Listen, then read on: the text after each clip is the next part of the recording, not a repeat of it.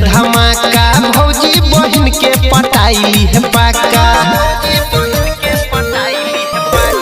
पूरा बाराती में हेतै धमाका भौजी बहन के पटाइली है पाका।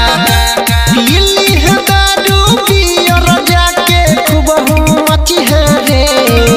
पीली है दारू पियर जाके खूब मची है रे।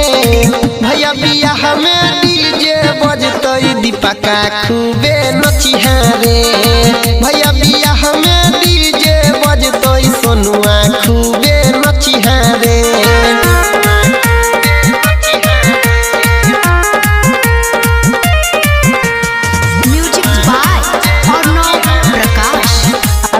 सुन रहे हैं दीवाना म्यूजिक पर की शानदार प्रस्तुति।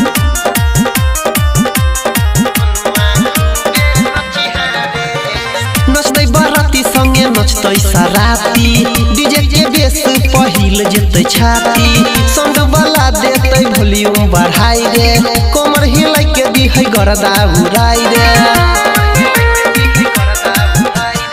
नचतै बाराती संगे नचतै सराती डीजे के बेस पहिल जेतै छाती। संग वाला देतै वॉल्यूम बढ़ाई रे। कमर हिलाई के दिहै गरदा उड़ाई रे। के करो से नहीं डरी है भौजी बहन संगे सटी है रे। के करो से नहीं डरी है भौजी बहन संगे सटी है रे।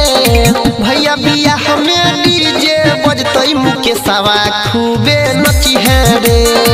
भैया बियाह में डीजे बजतै संतोषवा खूबे नची है रे।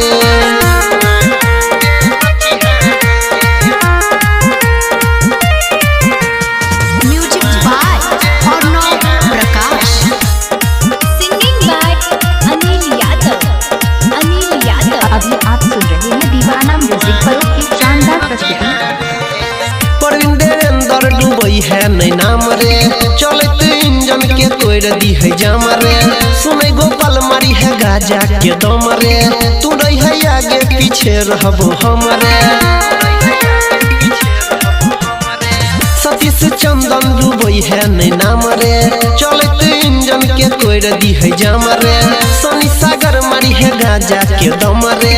तू रही है आगे पीछे रहबो हमरे।